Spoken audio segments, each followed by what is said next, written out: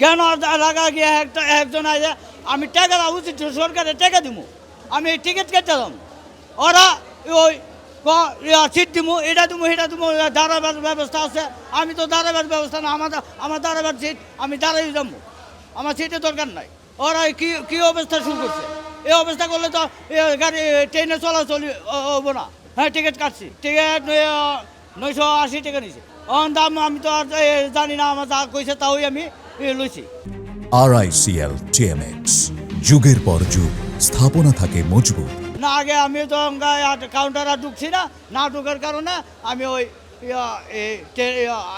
Ticket কাটছি। আমি বেশিরভাগই আমি ট্রেনে উঠতে টিকিট কাটি। হ্যাঁ, উঠতে গেছি, আইসা বসছি, সার্চ করছে না।